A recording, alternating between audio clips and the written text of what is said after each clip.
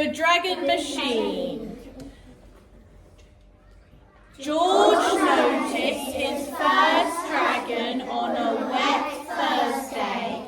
The more he looked, the more he saw.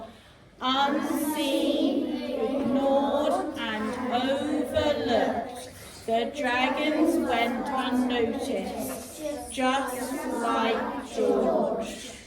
Dragons perched on telephone wires. They sat amongst the dustbins. They chased butterflies through the tulips. They played havoc with the cat. They sank the water lilies in the pond. George fed them delicious stale biscuits and smelly cheese. And then the trouble began. The dragons followed George everywhere.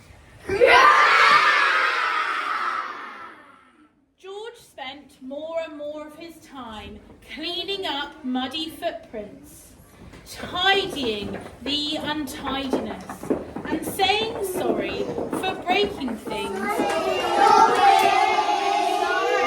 he had not broken. George's dragons were becoming too troublesome to stay unnoticed for much longer. Something had to be done. George went in search for some advice. The dragons followed George to the library. He consulted the Encyclopedia of Dragons. There were dire warnings. Never feed a dragon! Never let a dragon into your home! Too late! There were tragic tales of dragons discovered and captured. Too sad. There was a map of a place where dragons belonged. A great wilderness, unnoticed and overlooked and safe. But George would have to show them the way. George drew plans for a machine. The machine had a beginning, a middle, and a tail end. It had an undercarriage and beautiful wings. George hammered in the last nail. He packed delicious stale biscuits and smelly cheese and himself into the dragon machine. The machine lumbered.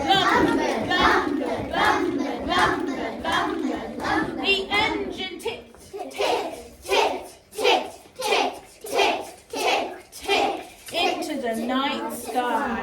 And the dragons they followed, the dragons they followed, the dragons they followed, the dragons they followed. The machine it clicked, click, click, click, click, click, click, click, and whirled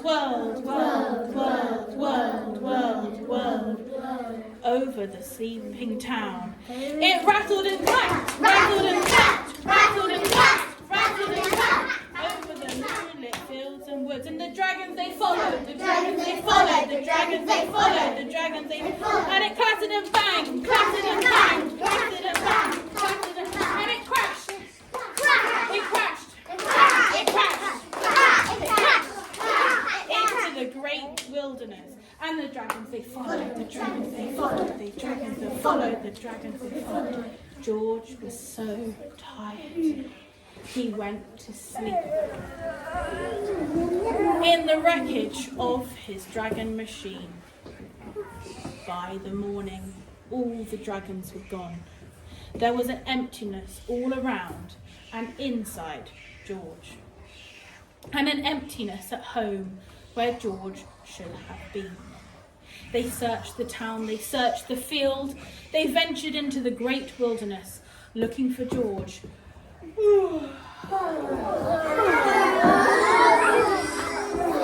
And they found him amongst the broken parts of his dragon machine.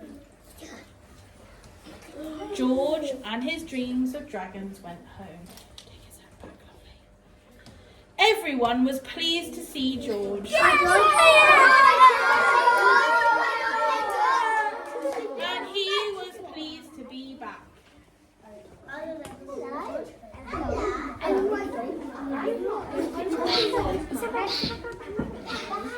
He no longer went unseen, ignored, or overlooked. They made him a huge cake to celebrate his return, and they gave him a dog as a present. But nobody noticed. It wasn't a dog.